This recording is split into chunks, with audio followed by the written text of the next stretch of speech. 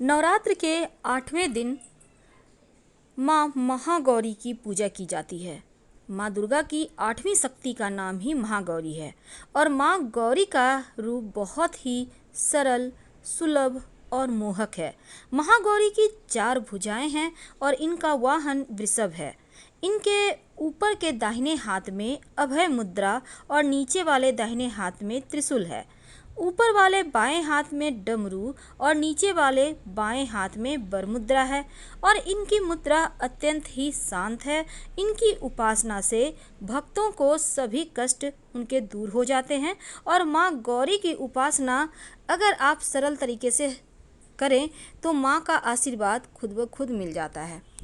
एक कथा आती है कि माँ ने पार्वती रूप में भगवान शिव को पति रूप में प्राप्त करने के लिए कठोर तपस्या की थी और इस कठोर तपस्या के कारण इनका शरीर एकदम से काला पड़ गया और इनकी तपस्या से प्रसन्न होकर जब भगवान शिव ने इनके शरीर को गंगा जी के पवित्र जल से धोया तब वह विद्युत प्रभा के समान अत्यंत कांतिमय गौर वर्ण का हो गया और तभी से इनका नाम महागौरी पड़ा।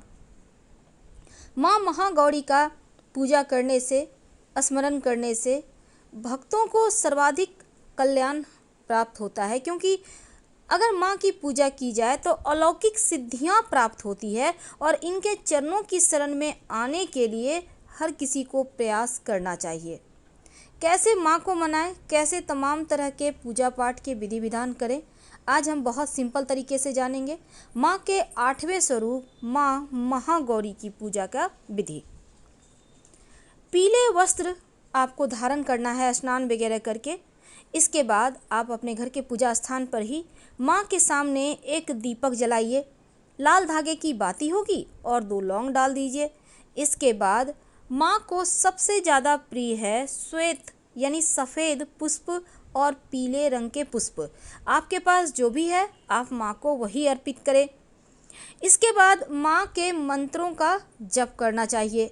देखिए, माँ गौरी का संबंध शुक्र नामक ग्रह से है, यानी कि माँ की पूजा करने से आपका शुक्र मजबूत होता है, जीवन में सुख बढ़ता है।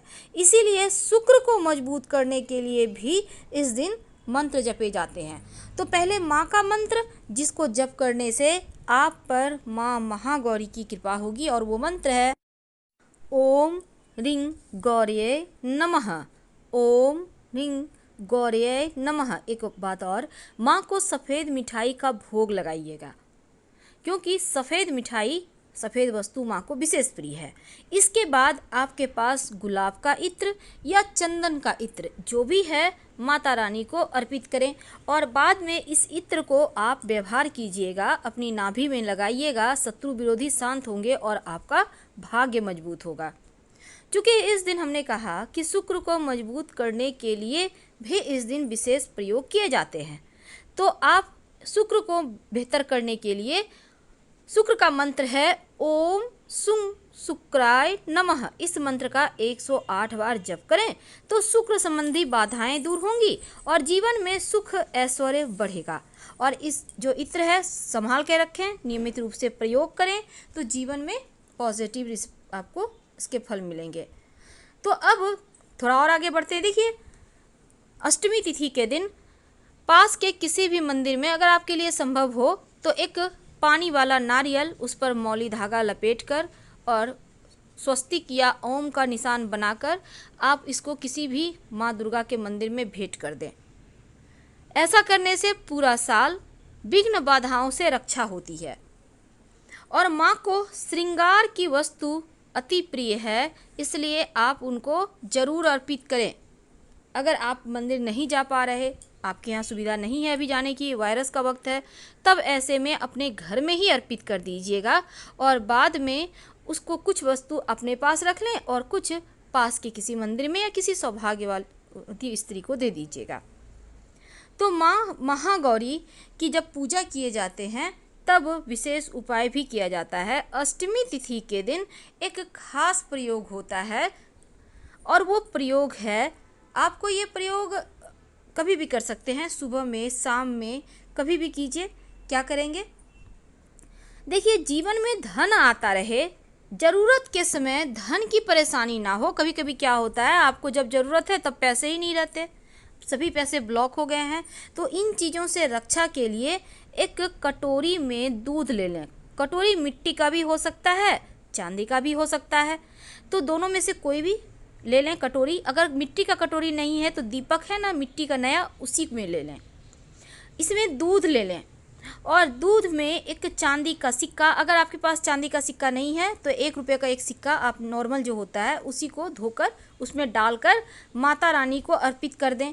माँ से प्रार्थना करें कि धन की मुश्किलें दूर कीजिए। माँ के सामने इसको 1 घंटे तक रहने दें और 1 घंटे रहने के बाद आप जो सिक्का है इसको आप धोकर नहीं, पोंछकर अपने पास सुरक्षित रख लें। और जो कटोरी वाला दूध है थोड़ा थोड़ा प्रसाद के रूप में खाइए, बाकी के किसी पौधे में डाल दीजिएगा। थोड़ा सा ही आपको लेना है दूध, ज़्यादा बर्बाद नहीं करना है जितने में सिक्का डूब जाए। तो इस दिन एक और छोटा सा प्रयोग किया जाता है। हमने कहा कि माता रानी के मंदिर में जाकर आपको नारियल अर्पित करना है, तो आज के दिन माँ को नारियल का भोग तो अर्पित होगा ही, साथ ही इस नारियल को आप विशेष मनोकामना की पूर्ति के लिए आप कोई भी एक मन्नत मांगते हुए नारियल को अपने सर से उल्टा 3 बार फिराकर बहते हुए जल में प्रवाहित कर दें तो जीवन की मुश्किलें समाप्त हो जाती है। बहता हुआ जल ना हो तो पीपल के नीचे रख दें, या फिर आप जब माता रानी को अर्पित करने जाएंगे, अगर आपके पास ना पीपल का पेड़ है ना बहता हुआ जल है, तब आप सर से 3 बार फिराकर माता रानी के मंदिर में रख दीजिएगा। जीवन की मुश्किलें समाप्त होगी और आपकी विशेष मनोकामना पूर्ण होगी। अब देखिए, इस दिन छोटी कन्याओं की पूजा करने का विधान है। अष्टमी के तिथि के दिन कन्या भोजन कराने का महत्व है, बहुत सारे नियम हैं, लेकिन सिंपल तरीके से हम जानेंगे कि नवरात्र जो है ना केवल व्रत उपवास का पर्व नहीं है, बल्कि यह कन्या के सम्मान का भी पर्व है। इसीलिए कुंवारी कन्या को इस दिन भोजन कराया जाता है। तो आप 2 वर्ष से लेकर आप 9 वर्ष या 11 वर्ष तक की कन्या का पूजन कर सकते हैं। हमारा जो धर्म ग्रंथ है वो 2 से 11 साल तक की कन्या के बारे में बात कहता है।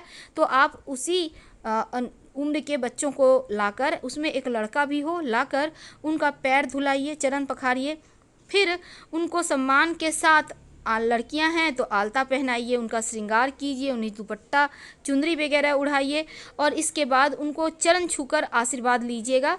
उनको खाने में आप हलवा, पूड़ी, इसके बाद आप कुछ मीठी वस्तु, सात्विक भोजन आपको बनाकर उनको खिलाना है। और इसके साथ ही उन्हें श्रृंगार की वस्तु आप छोटी कन्या को दे सकते हैं। रुमाल नहीं दीजिएगा, बाकी की चीज़ें आप दे सकते हैं। और बच्चों को खिलौना है, टिफ़िन बॉक्स है या फिर वाटर बोतल है, आपको जो भी आपकी इच्छा वो दे दें। कुछ दक्षिणा के रूप में आप कोई फल दे दीजिएगा। तो इस तरह से महाअष्टमी के दिन आप ये प्रयोग करके कन्या पूजन का आपको फल मिलेगा। और इस दिन एक और छोटा सा प्रयोग किया जाता है, क्योंकि महाअष्टमी का दिन है और अगर हम ज्योतिष की माने तो अष्टमी के दिन महिलाएं अपने सुहाग के लिए देवी माँ को चुनरी भेंट करती हैं। सबसे पहले तो लकड़ी, आप अपने घर में ही मंदिर में ये काम कर सकते हैं। जब वहाँ पर आप माता रानी की पूजा कर रहे हैं ना, वहीं पर आप पूजा कीजिए और उस समय पूजा करने के दौरान माता रानी को एक चुंदरी ओढ़ा दें और बाद में इस चुंदरी को आप चाहे तो, छोटा है तो माता रानी के पास ही रहने दें, नहीं तो आपके घर में जो कन्याएं हैं उनको आप दे सकते हैं, वो उसको पहनेंगी, माता रानी का आशीर्वाद बरसता रहेगा। तो इस तरह से आप महाअष्टमी के दिन अपने दुखों का, पापों का नाश कर सकते हैं और अच्छी चीज़ें प्राप्त होंगी।